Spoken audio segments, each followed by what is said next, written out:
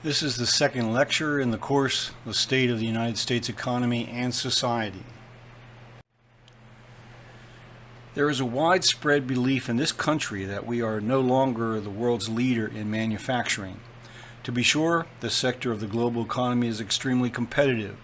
Companies based in the United States no longer hold significant advantages in societal infrastructure, in the superiority of workforce skills, in managerial talent, or in research and development. That said, we still have a vibrant and growing manufacturing sector. What is worrying to us as a society is that while manufacturing output has actually doubled over the last 3 decades, this has been accomplished with fewer and fewer persons employed. The U.S. lost 6 million manufacturing jobs from 2000 to 2010. Since then, the economy has retained about 1.5 million manufacturing jobs, but not always in those parts of the country that lost the most jobs earlier.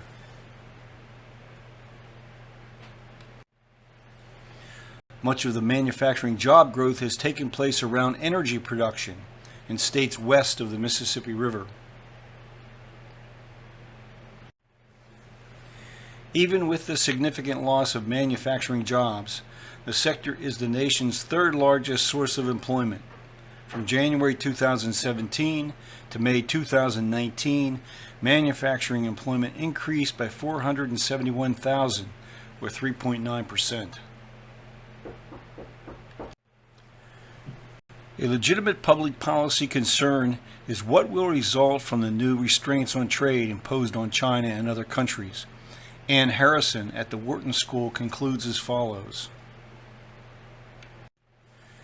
80% of lost jobs were not replaced by workers in China, but by machines and automation. That is the first problem if you slap on tariffs. What you discover is that American companies are likely to replace the more expensive workers with machines. A 2018 analysis of the Trump administration's trade policy by researchers sponsored by Koch Industries concludes the total economic cost by 2030 would reach $2.8 trillion, forcing some 665,000 workers to find employment in other sectors of the economy. The editorial board of the New York Times had this to say about the administration's decision to impose tariffs on solar energy cells and panels and on washing machines.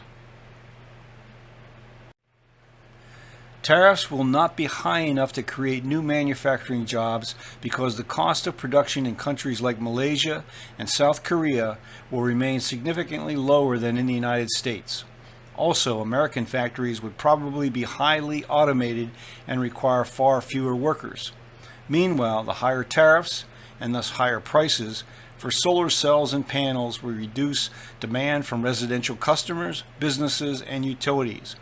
The Solar Energy Industries Association estimates that the tariffs could cost that industry 23,000 jobs.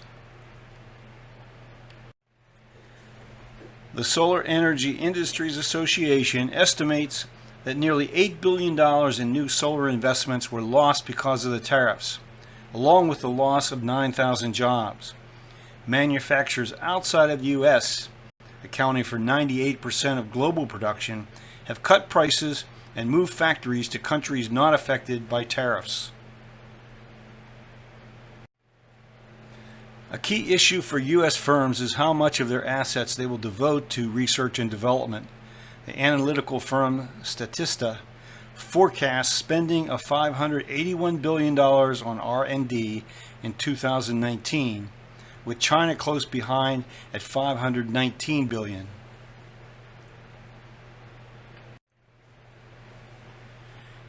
Examine the consolidated financial statements of the largest corporations, and it becomes quite clear that many companies we think of as American are really multinational.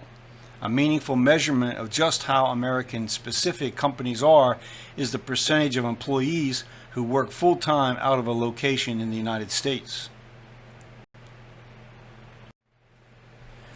Not listed here is the largest employer in the country, government, which employs 22.3 million people. Of this total, 2 million full-time civil servants are employed by the federal government. Note that only IBM is a company that manufactures goods.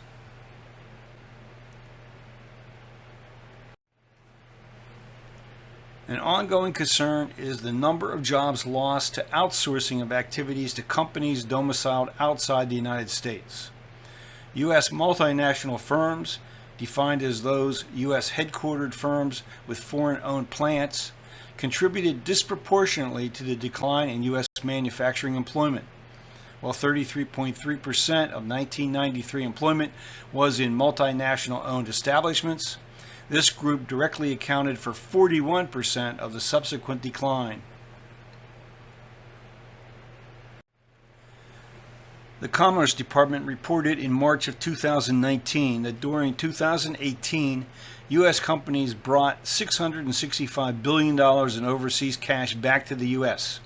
According to the Federal Reserve, much of this went to buy back stock, the total amount of stock buybacks hitting $1.1 trillion in 2018. For many reasons, foreign companies are locating operations in the United States.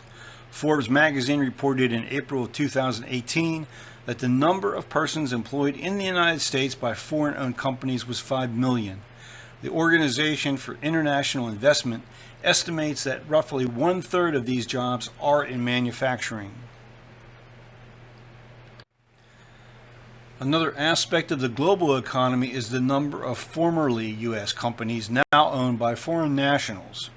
In 2008, Anheuser-Busch, maker of Budweiser, was purchased by the Belgian firm InBev.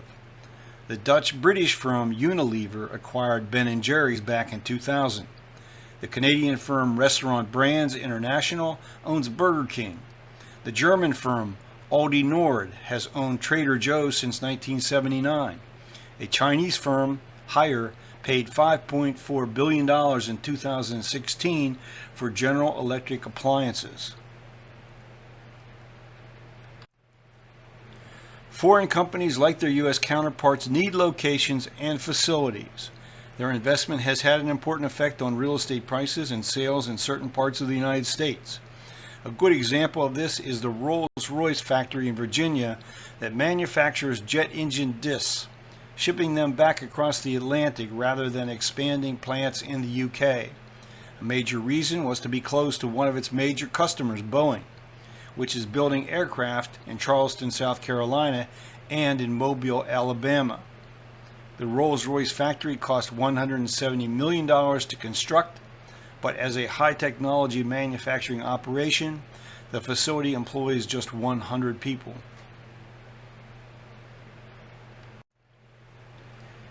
Next, we will examine the state of our workforce and trends affecting employment across the nation.